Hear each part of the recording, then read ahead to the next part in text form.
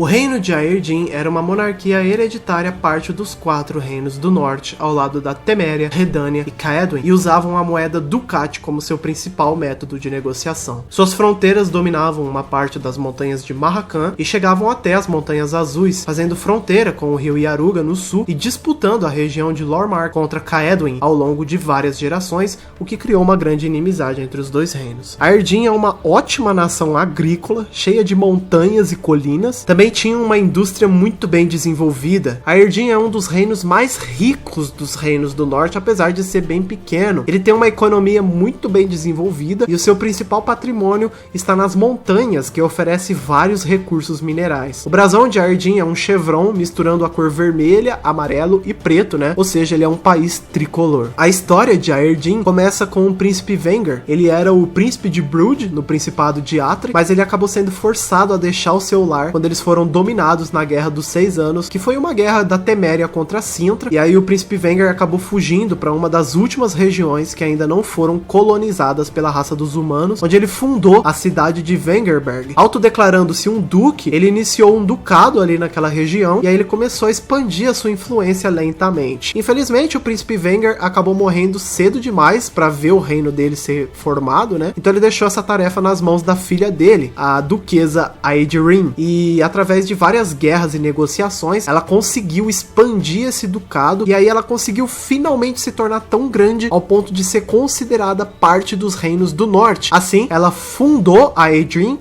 e se declarou a primeira rainha. Bom, depois da rainha Aedirn, a gente tem vários governantes que foram nomeados nos livros, mas a gente não sabe nada sobre eles, então eu vou citar bem rápido aqui, tá? O rei Demawend I, o rei Vengand, o rei Demawend II, o rei Baldwin, e aí finalmente chegamos no filho dele, que era o rei Videmont, que foi uma figura bem importante na história da monarquia do reino. Ele teve várias filhas ao longo da sua vida, e ele teve um único filho homem, que foi quem continuou a linhagem dele de descendentes no trono. Ele era um homem cruel e temido, conhecido por usar ferro quente para punir as suas filhas quando elas desobedeciam às suas ordens. Olha isso. Videmont foi contra o casamento de sua filha com Estrel Tyson, e ele passou a perseguir o casal, tentando puni-los, o que forçou o casal a fugir pelos vários reinos do norte, até o Videmont finalmente desistir. Vários anos depois, o rei Benda de Caedwen anunciou publicamente que o rei Videmont agora era avô,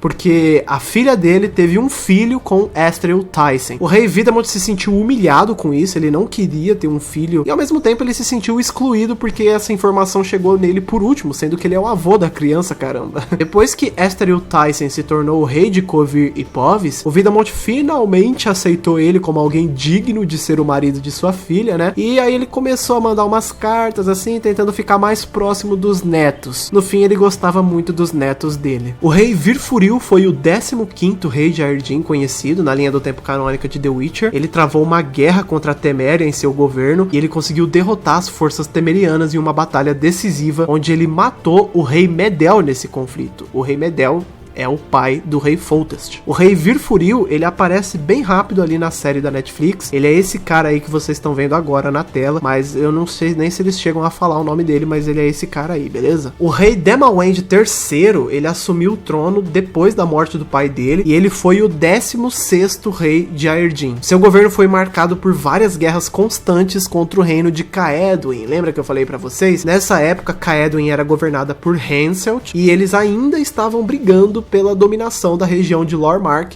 que agora era conhecida como Alto Soden. Além disso, Demawend ajudou os reinos do norte a resistir às primeiras invasões de Nilfgaard e concordou em assinar um tratado de paz com o Império depois que o Império fracassou a sua segunda tentativa de invasão. Demawend III foi o último rei de Aedirn na linha do tempo canônica dos livros, mas nas continuações dos jogos que não são canônicas, ele acaba sendo assassinado por Leto de Guled, e o seu filho precisa substituí-lo no meio desse caos, dessa guerra dele contra Caedwen. O príncipe Stannis, ele tá pronto para se tornar o rei de Aedirn caso você salve a vida dele em The Witcher 2 nos jogos. Ele acaba se tornando um rei sábio e muito bondoso com as pessoas, justamente o que Aedirn precisava em um momento delicado de guerra contra Caedwen e Nilfgaard ao ao mesmo tempo. No final, ele tentou resistir à invasão de Nilfgaard com todas as suas forças, mas ele percebeu que não ia ter jeito, que eles iam ser derrotados, então ele acabou se rendendo ao Império e ele jurou lealdade ao Imperador. Assim, Stannis continuou governando Aerdin como um estado vassalo do Império por volta dos anos de 1300.